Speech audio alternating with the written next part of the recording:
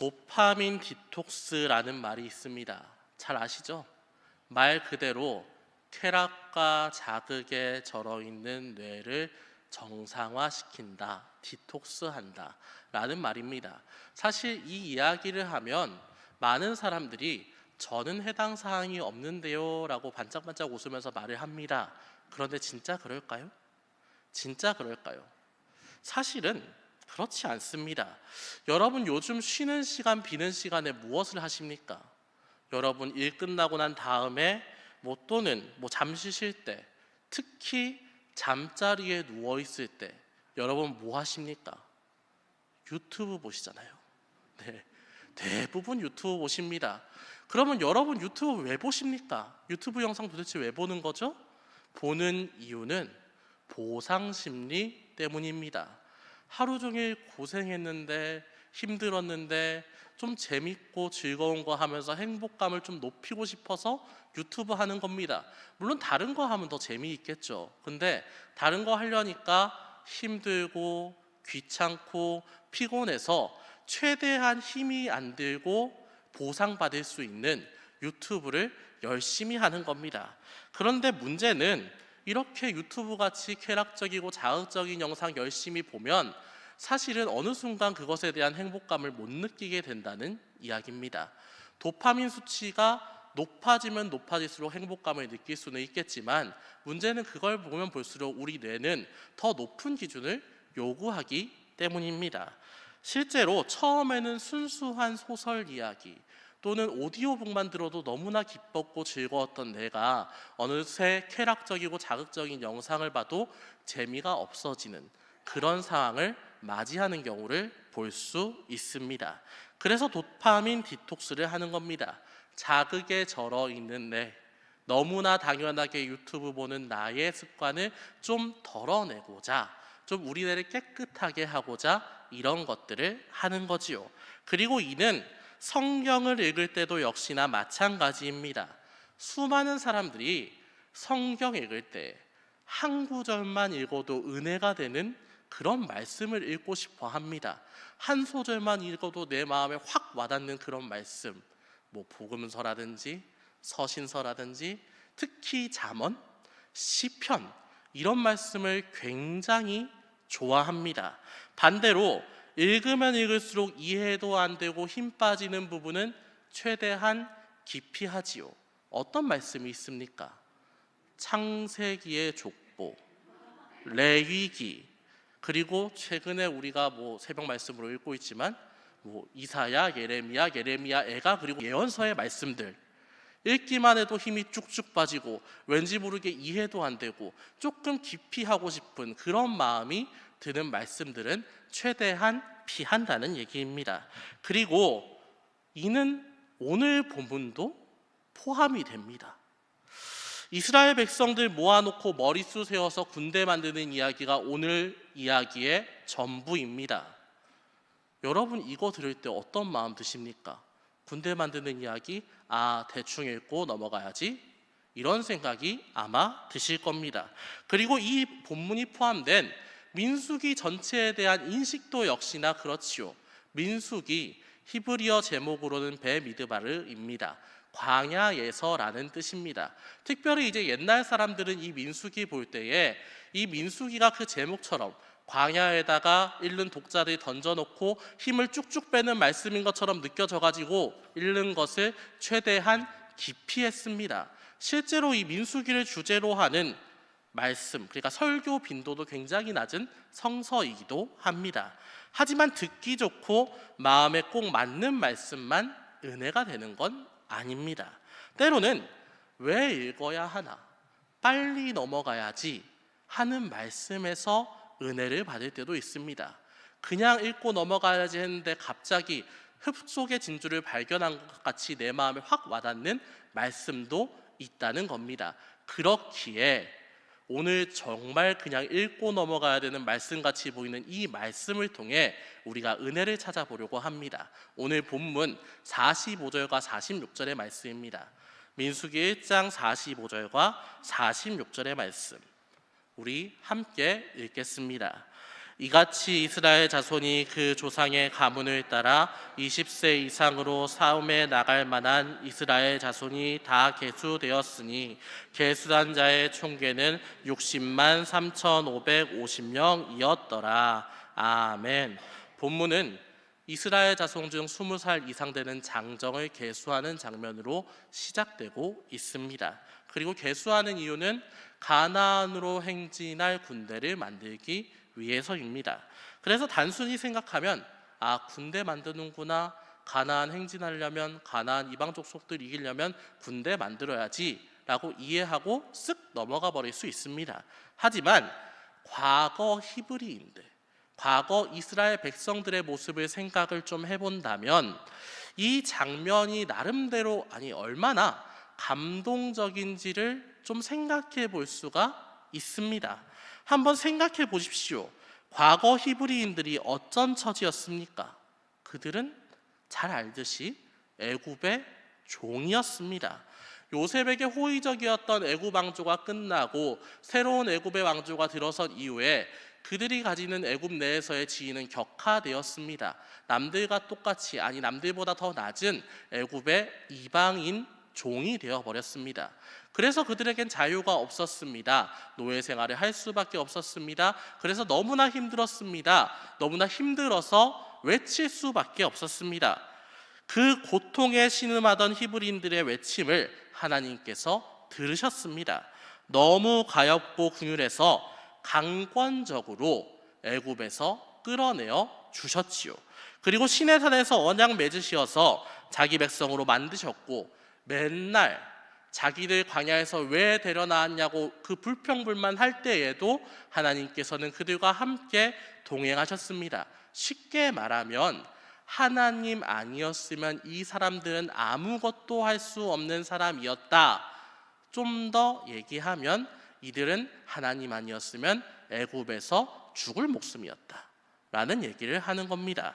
그리고 이 애굽 노예들이 이제 군대까지 조직을 하려고 합니다. 점차 국가의 모습을 갖춰가는 겁니다. 후손들의 입장에서 얼마나 감동적이겠습니까?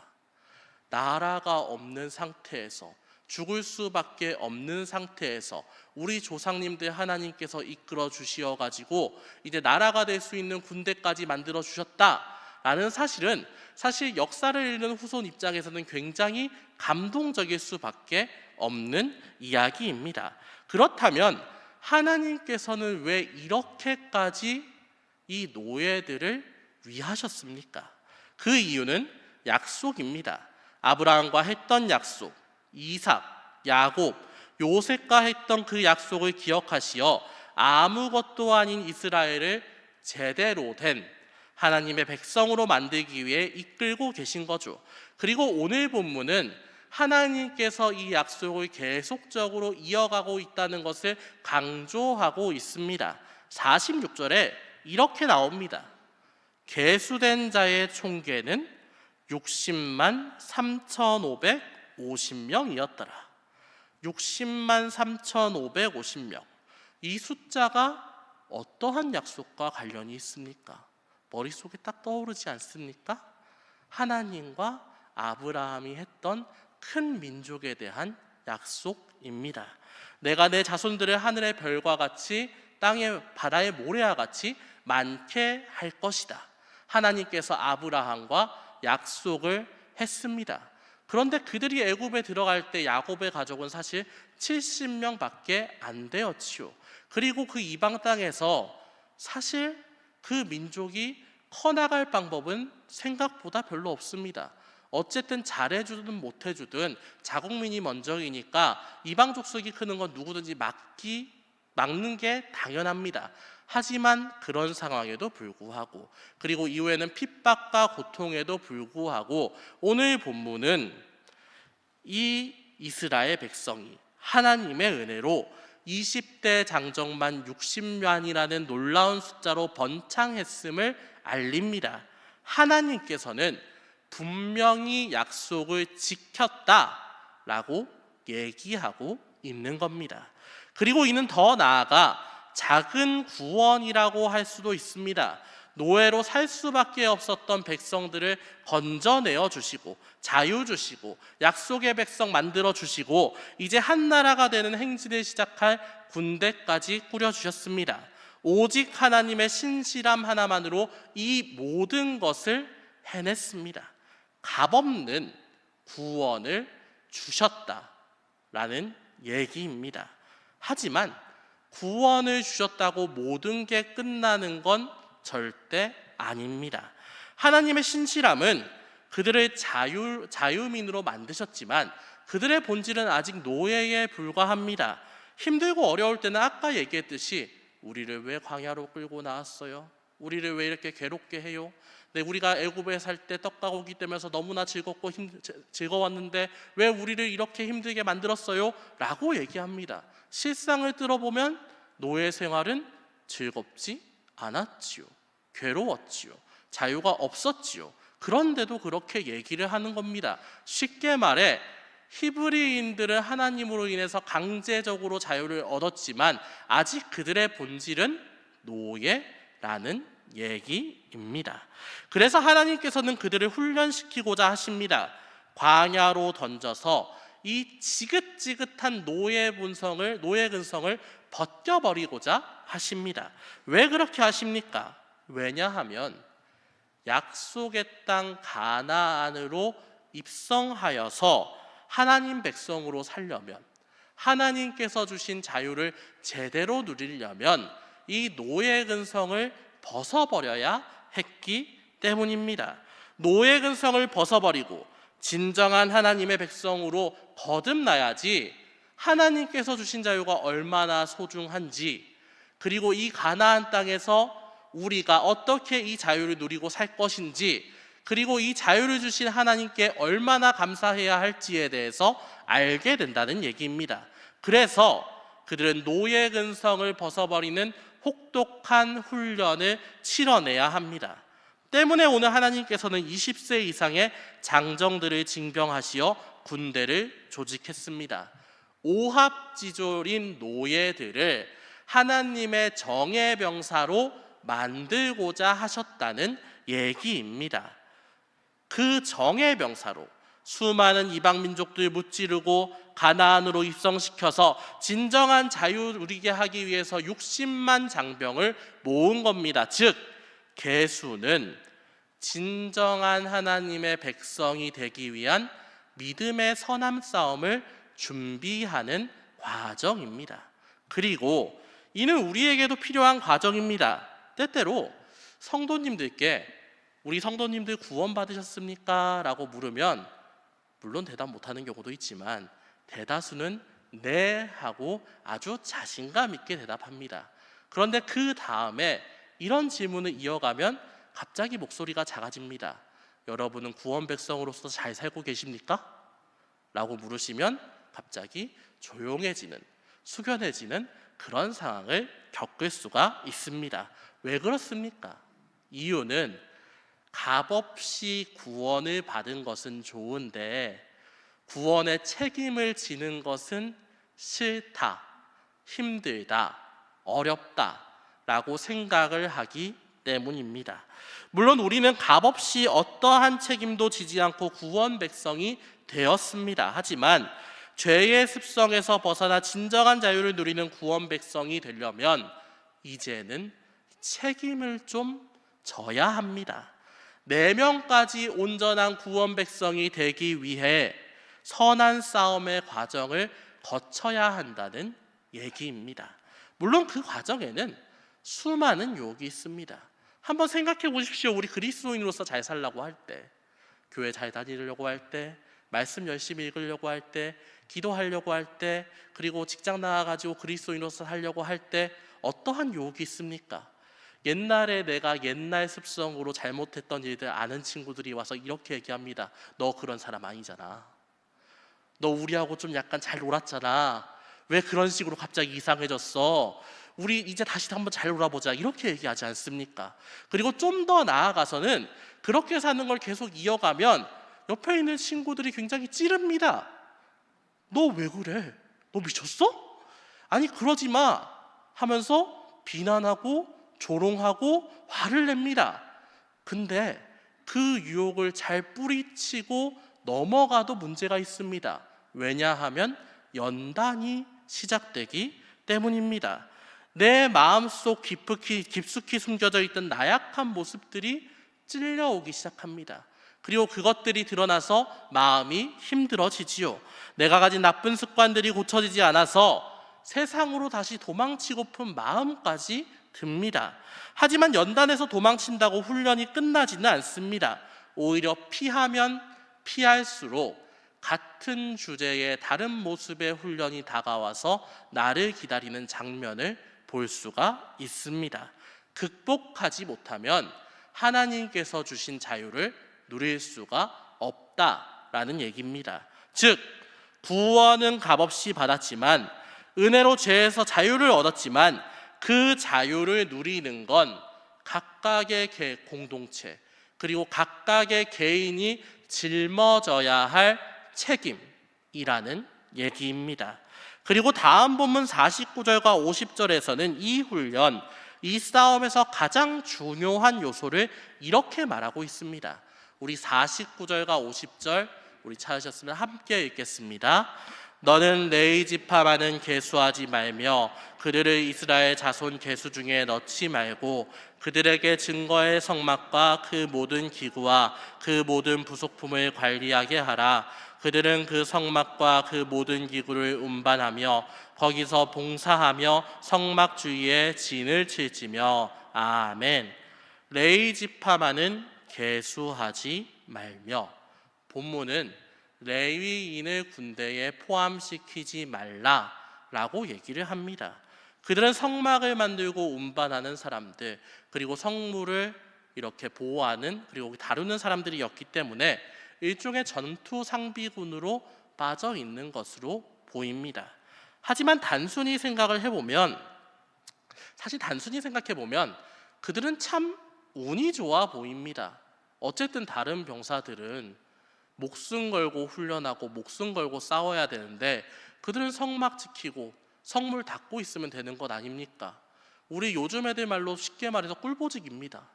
근데 사실은 이 보직이 꿀보직이 아닙니다. 세상적인 눈으로 보면 그들은 편해 보이지만 영적인 눈으로 보면 이것만큼 힘든 게 없습니다. 이것만큼 중요한 게 없습니다. 한번 생각을 해보십시오. 히브리인들은 왜 군대를 조직하고 왜 훈련받고 왜 가나안으로 진군해서 이방 족속과 싸워야 합니까? 앞서 이야기했듯이 진정한 하나님의 백성, 좀 더 나아가 거룩한 백성이 되기 위해서 그렇습니다. 그렇다면 거룩한 백성이 되기 위해서 가장 중요한 게 무엇입니까? 바로 거룩을 지켜내는 것입니다. 그냥 싸움 이기고 땅 차지하는 게 중요한 게 아니라 어떤 상황에서도 거룩함을 지켜내며 모든 일을 정결하게 하는 게 그들의 최우선 과제입니다. 그리고 레위인은 이 거룩함을 지켜내는 역할을 직접 담당하고 있습니다. 그래서 50절은 그들의 역할을 이렇게 말하고 있죠. 증거의 성막과 모든 기구와 그 모든 부속품을 관리하게 하라 라고요. 그저 기물들을 잘 관리하라는 얘기가 아닙니다. 그들은 이스라엘 백성 가운데 있는 성막, 하나님이 거하시는 그 성막을 관리하는 책임자입니다. 아무리 어렵고 힘들더라도 매일 성막 돌보고 하나님께 예배드리고 어떠한 환난이 일어나더라도 성물을 관리해내는 그 이스라엘 중심에 있는 성막을 지켜내는, 즉 그들의 마음 중심에 있는 하나님을 지켜내는 역할을 그들이 하고 있다는 얘기입니다. 요약하면 그들은 이스라엘의 거룩을 지키는 사람들입니다. 그렇기에 레위인의 일은 얘기했듯이 편한 일이 아니라 가장 불편하고 힘들고 중요한 일입니다.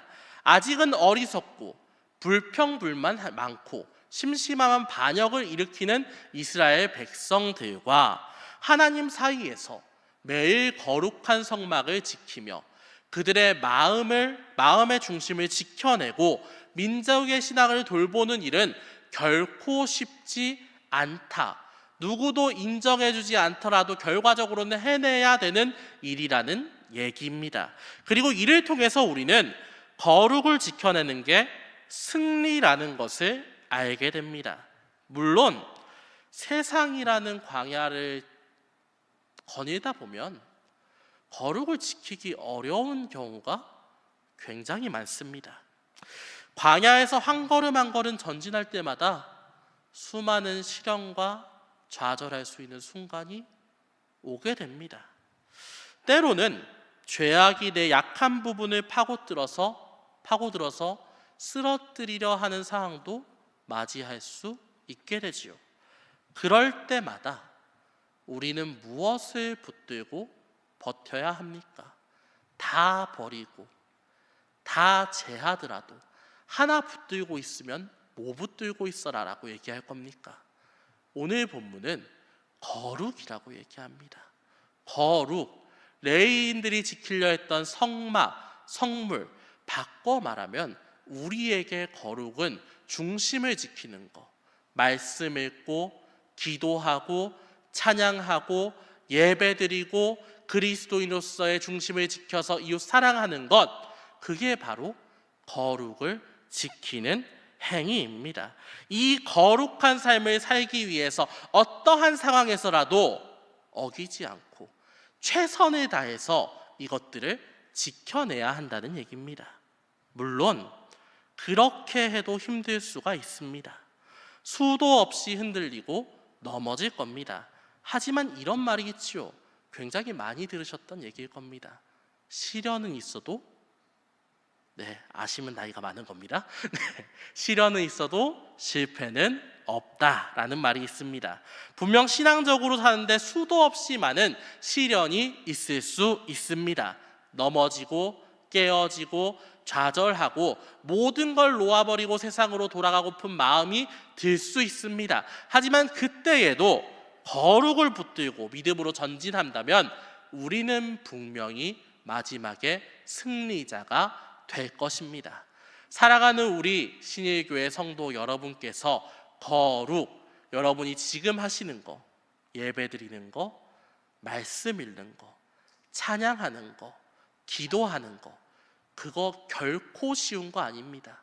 그 쉽지 않은 일들 열심히 하시어서 거룩을 붙들고 세상에 나아가 결국 세상과 싸워서 승리해내는 그리스도인 되시는 은혜가 있기를 주님의 이름으로 축원합니다.